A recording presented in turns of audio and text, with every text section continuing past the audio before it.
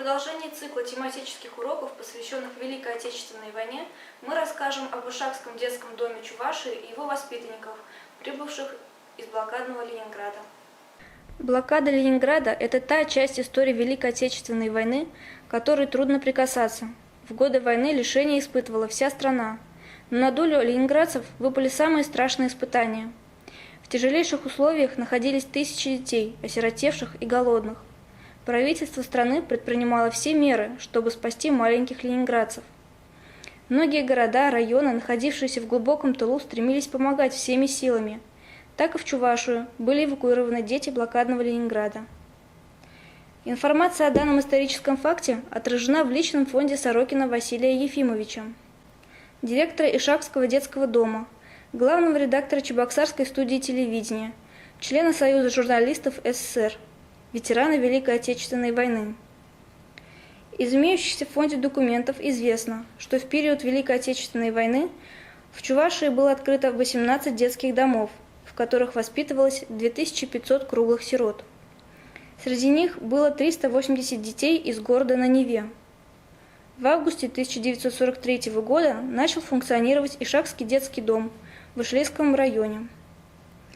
В то же время было эвакуировано более 100 детей из 3 детских домов блокадного Ленинграда: детского дома номер 73 Невского района, номер 9 и номер 43 Выборгского района. С марта 1944 года по август 1948 год директором детского дома работал демобилизовавшийся из армии инвалид Великой Отечественной войны Сорокин Василий Ефимович. Несмотря на молодой возраст, ему было всего 22 года, Василий Ефимович отнесся к делу со всей ответственностью. Он прикладывал все силы, чтобы заменить дом и семью для маленьких ленинградцев. Директор, воспитатели и детдомовцы стали поистине родными людьми, пронесшие добрую память друг о друге через всю жизнь. Впоследствии воспитанников детского дома разбросало по разным уголкам страны, но их продолжало тянуть в Чувашию. При жизни Сорокин и сам активно организовывал встречи своих подопечных, на которых они вспоминали о времени пребывания в Чувашии. В итоге Василием Ефимовичем было сдано в Госархив более 30 воспоминаний в рукописном и печатном виде. Память человека, порой до глубокой старости, цепко держит картины далекого детства. Эти взрослые люди, писавшие строки воспоминаний, в глубине души остались детьми изможденного города. На протяжении всей жизни эпизоды детства вставали перед их глазами зримо и отчетливо, до мельчайших деталей и подробностей. Об этом свидетельствует главным образом содержание самих текстов воспоминаний, а именно с какими эмоциями они написаны. Тяжело читаются строки о жизни детей в блокадном Ленинграде. Жестокая война обрушилась на них страшным испытанием – голодом, болезнями, холодом, смертями близких. Из воспоминаний Шугарта Арнольда Давыдовича. Все ленинградцы, наверное, помнят, что самое жестокое время было в январе 1942 года. Самое голодное и самое холодное время. Да еще бесконечные артобстрелы и бомбежки.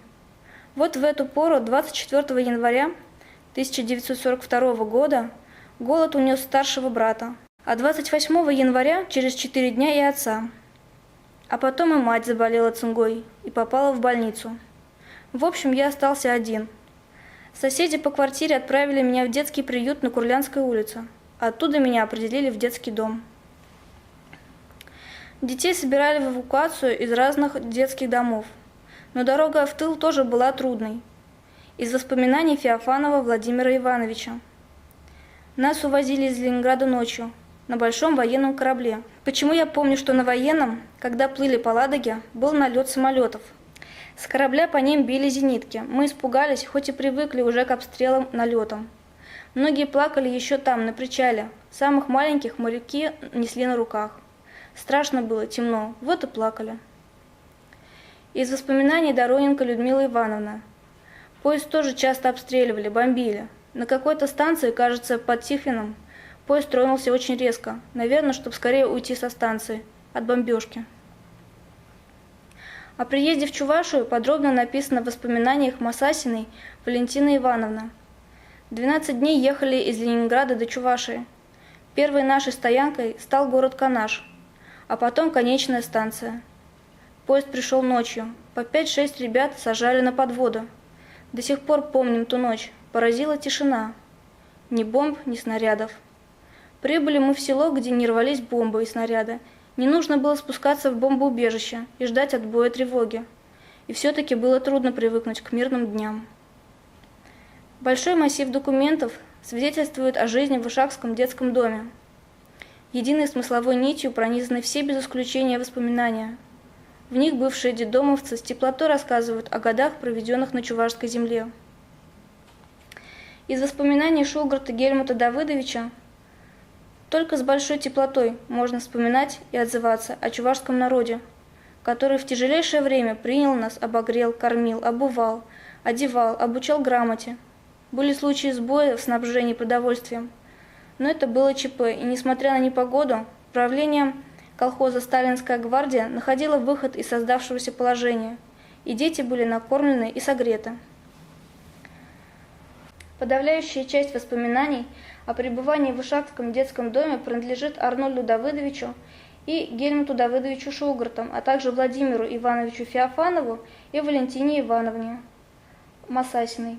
Данный факт можно объяснить тем, что за годы многие воспитанники потеряли связь друг с другом. Об этом свидетельствует переписка бывших детдомовцев и Сорокина, в которой они спрашивают друг друга о местонахождении остальных воспитанников и сообщают известные данные.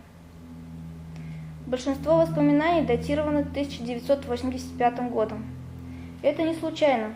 В июне 1985 года состоялась первая встреча выпускников Ишакского детского дома. Бывшие детдомовцы не сдерживали слез радости от встречи с дорогими людьми. Ими было сказано много трогательных слов благодарности в адрес воспитателей, директора, сельчан. Всех, кто протянул руку помощи, помог окрепнуть, продолжить образование, вступить в самостоятельную жизнь. В завершение следует отметить, что воспоминания воспитанников Ишакского детского дома представляют собой ценный исторический источник, позволяющий увидеть ужасающую Великую Отечественную войну и леденящие душу события блокадного Ленинграда. Но в то же время в этих строках читается надежда, доброта, отзывчивость, братская взаимопомощь народов. Все это история нашей общей великой победы, рассказанная разными людьми, которая не видна за строчками официальных отчетов и сводок. Более подробно с документами личного фонда Василия Ефимовича Сорокина, в том числе об Ушакском детском доме и его воспитанниках, можно ознакомиться в виртуальной выставке «Верность выбранному пути», размещенной на официальном сайте Госархива в разделе «Электронные издания и публикации».